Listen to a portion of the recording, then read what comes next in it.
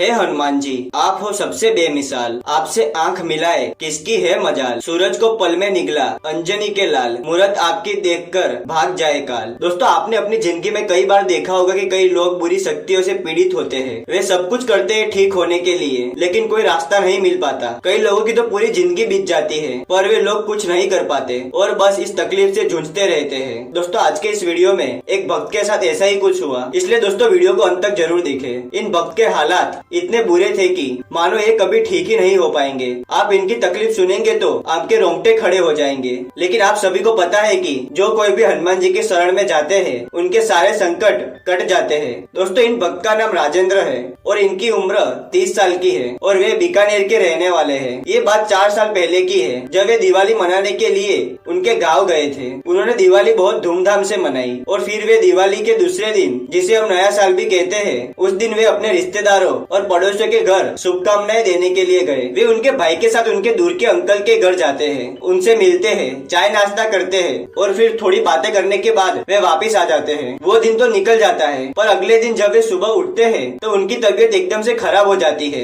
उन्हें कुछ समझ नहीं आ रहा था कि एकदम से तबीयत कैसे खराब हो गई। कल तक तो ठीक थी। अचानक राजेंद्र जी को बहुत गुस्सा आने लगा था और उनका ब्लड प्रेशर भी बहुत बढ़ गया था और उन्हें अजीब सा लग रहा था। कोई उनसे बात करने का प्रयास भी करता तो वो उन पर गुस्सा करने लगते।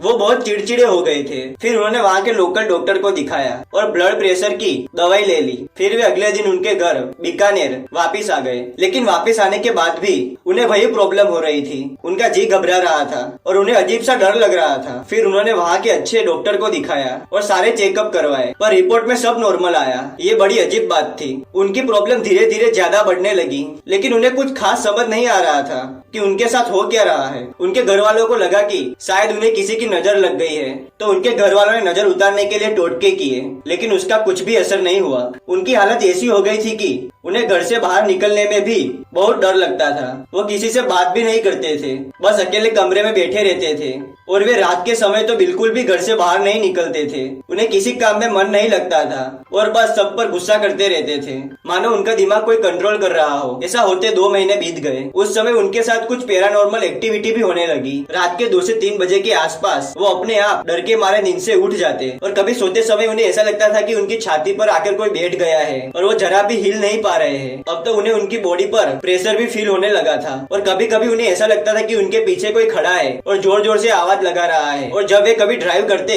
तो उन्हें होश ही नहीं रहता था। कितनी बार तो उनकी कार का एक्सीडेंट होते होते बचा। वो जब ऑफिस जाते थे तो उनके रास्ते में एक लाल रंग का मंदिर आता था। पहले उन्होंने कभी गौर नहीं किया कि वो किसका मंदिर है, लेकिन जब वे एक दिन जॉब पर जा रहे थे, उस वक्त वे एकदम से मंदिर के सामने रुक गए और उन्होंने देखा तो वो श्री हनुमान जी का मंदिर था। लेकिन वो मंदिर में नहीं गए और बाहर से श्री हनुमान जी के दर्शन किए। और जब वे वहाँ से दर्शन करके निकले तो उनके साथ कुछ मैजिकल हुआ। उनमें अचानक कॉन्फिडेंस आया और उन्हें एक अनोखी ऊर्जा महसूस हुई। वे वहाँ से सीधे घर गए। जब उन्होंने घर में प्रवेश किया तो उन्हें फिर से वही प्रॉब्लम होने लगी और वे समझ चुके थे कि कुछ तो गलत है उनके साथ। फिर मंगलवार की शाम के समय उन्होंने सोचा कि मुझे श्री हनुमान चालीसा पढ़नी चाहिए। उनके घर में जो पूजा घर था वे वहाँ पर गए और उन्होंने मंदिर के पास रखी हनुमान चालीसा उठाई और उसे पढ़ने लगे। जब उन्होंने श्री हनुमान चालीसा पढ़नी शुरू की तो उनका शरीर जोर जोर से कांपने लगा और पता नहीं क्यों, लेकिन उनकी हिम्मत नहीं हो रही थी श्री हनुमान चालीसा पढ़ने की। लेकिन उन्होंने ध्यान केंद्रित किया और हनुमान जी का नाम लेकर हनुमान चालीसा पढ़नी जारी रखी। तभी उन्हें ऐसा लगा कि उन्हें जोर से धक्का लगा है और उनके पीछे जो कमरे का दरवाजा था वहाँ पे जाके कुछ जोर से टकराया हो, ऐसी आवाज आने लगी। यह सब देखकर राजेंद्र जी बहुत डर गए और वो जोर से चिल्लाए और उसके बाद वो बेहोश हो गए।